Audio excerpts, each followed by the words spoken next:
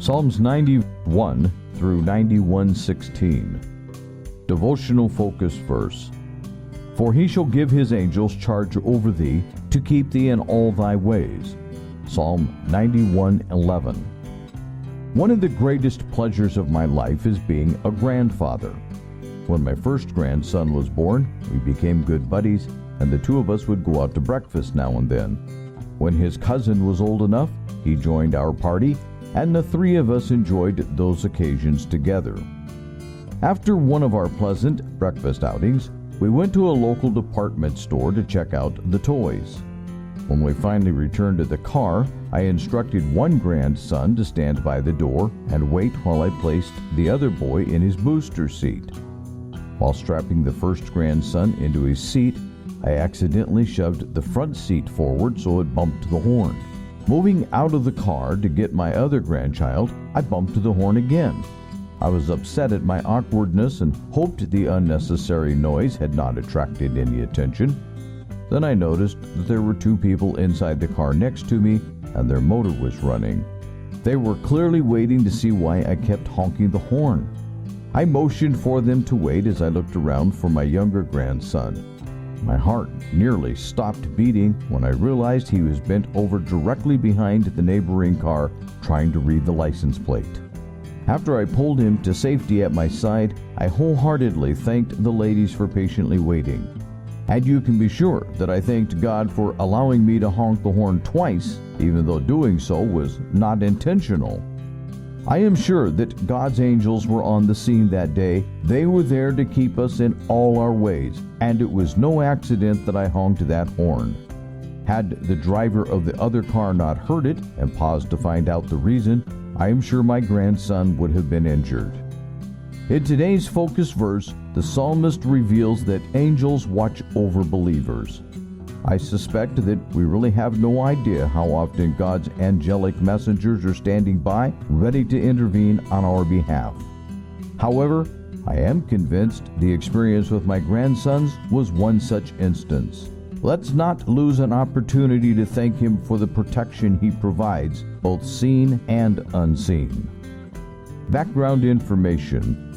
Book 4 of the Psalms encompasses Psalms 90 through 106 and includes both the royal praise Psalms 95 to 100 and the historical Psalms 104 to 106, as well as others.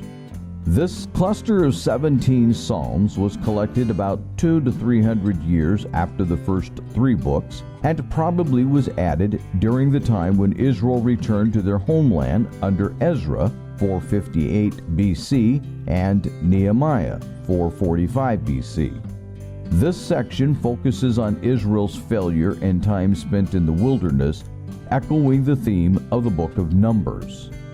Psalm 90.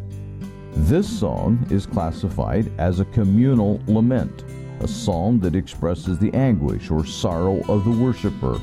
It also contains some elements of wisdom language. See verse 12 as an example.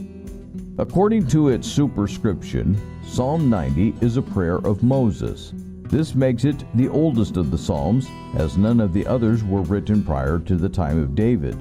It is the only psalm ascribed to the great leader of Israel who delivered God's chosen people from bondage in Egypt. Since the psalm is primarily a plea for God to restore the Israelites to favor, it likely was composed as the 40 years of wandering in the wilderness came to a close. The psalm emphasizes the brevity of human life, and for that reason, it is often included in funeral programs. Some scholars suggest that verse 10, which establishes man's normal lifespan as being 70 years, negates Moses' authorship, since according to Deuteronomy 34:7, he lived to the age of 120. However, other scriptures in the early books of the Bible indicate that Moses' longevity was unusual. For example, in Joshua 14:10 and 11, Caleb alluded to his strength at the age of 85 as being out of the ordinary. Psalm 90 is considered by many to be one of the greatest prayers of Israel and one of the most precious gems in the Psalter, the compendium of Israel's lyrical songs. It contains many great theological truths. that God is eternal and everlasting. See verse 2. God calls sinful mankind to repentance. See verse 3. God's wrath is his moral response to disobedience. See verse 11. And God extends mercy. See verse 14. The psalm concludes with an appeal for God's compassion and favor to rest upon his people. Psalm 91. Like most of the Psalms in Book 4, the author of Psalm 91 is not given, and no specific setting is established in the text. This psalm is considered to be a wisdom poem, followed by a word from God. See verses 14 through 16. It may have been used in the temple liturgy. The words of Psalm 91 express the security found in trusting the living God. Since it is not designated to any individual or restricted to any specific group of people, it is applicable to all who dwell in the secret place of the Most High and who look to God as their refuge and fortress. See verse 1. The author drew upon military imagery in several verses. He recognized that God was his defensive position, described as a refuge and fortress in verse 2, where security was found from the threats of the enemy. Allusion to weaponry provides another metaphor. God's truth had proved to be a shield and buckler. See verse 4. Although the enemy attacked with arrows, see verse 5, verse 7 proclaims that destruction will not come near the one whose trust is in God. While on the surface, this may appear to be a description of deliverance from human assault, the psalmist also may have been portraying the believer's victory over demonic agents. A parallel thought is expressed in Ephesians 6, where Paul instructed believers in how to stand against the wiles of the devil. Jesus quoted verse 11 when resisting Satan in the wilderness. See Matthew 4:6. The snare of the fowler and the noisome pestilence, referenced in verse 3, are figures of speech which emphasize the elements of surprise and danger. A snare is not seen until it is too late to avoid entrapment. A pestilence is fatal. The point is that even when the danger is invisible or incurable, God's protection avails. In verses 14 through 16, God himself speaks, giving divine assurance to the person who dwells in intimacy with him. These verses do not mean that the people of God will never suffer. The promise of help, honor, and hope are for those in peril, but Satan's attempts do not need to be feared when one is under the divine protection of the Almighty. That one is safe in God's keeping, even in the midst of danger. Conclusion: we will all face difficulties, some more serious than others, but we have no reason to fear if we are abiding in the secret place of the Most High. Psalm 90. Lord, thou hast been our dwelling place in all generations. Before the mountains were brought forth, or ever thou hadst formed the earth and the world, even from everlasting to everlasting, thou art God. Thou turnest man to destruction, and sayest, Return, ye children of men. For 1,000 years in thy sight are but as yesterday when it is past, and as a watch in the night. Thou carriest them away as with a flood, they are as asleep, in the morning they are like grass which groweth up. In the morning it flourisheth, and groweth up, in the evening it is cut down, and withereth. For we are consumed by thine anger, and by thy wrath are we troubled. Thou hast set our iniquities before thee, our secret sins in the light of thy countenance. For all our days are passed away in thy wrath, we spend our years as a tale that is told. The days of our years are 80 years and 10, and if by reason of strength they be 80 years, yet is their strength labor and sorrow, for it is soon cut off, and we fly away. Who knoweth the power of thine anger?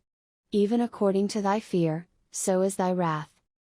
So teach us to number our days, that we may apply our hearts unto wisdom. Return, O Lord, how long? And let it repent thee concerning thy servants. O satisfy us early with thy mercy, that we may rejoice and be glad all our days. Make us glad according to the days wherein thou hast afflicted us, and the years wherein we have seen evil. Let thy work appear unto thy servants, and thy glory unto their children. And let the beauty of the Lord our God be upon us, and establish thou the work of our hands upon us, yea, the work of our hands establish thou it. Psalm 91. He that dwelleth in the secret place of the Most High shall abide under the shadow of the Almighty. I will say of the Lord, He is my refuge and my fortress, my God, in Him will I trust. Surely He shall deliver thee from the snare of the fowler, and from the noisome pestilence. He shall cover thee with His feathers, and under His wings shalt thou trust, His truth shall be thy shield and buckler. Thou shalt not be afraid for the terror by night, nor for the arrow that flieth by day, nor for the pestilence that walketh in darkness, nor for the destruction that wasteth at noonday. 1,000 shall fall at thy side, and 10,000 at thy right hand, but it shall not come nigh thee. Only with thine eyes shalt thou behold and see the reward of the wicked. Because thou hast made the Lord, which is my refuge, even the Most High, thy habitation. There shall no evil befall thee, neither shall any plague come nigh thy dwelling. For He shall give His angels charge over thee, to keep thee in all thy ways. They shall bear thee up in their hands, lest thou dash thy foot against a stone. Thou shalt tread upon the lion and adder, the young lion and the dragon shalt thou trample under feet. Because He hath set His love upon me, therefore will I deliver him, I will set him on high, because he hath known my name. He shall call upon me, and I will answer him, I will be with him in trouble, I will deliver him, and honor him. With long life will I satisfy him, and show him my salvation.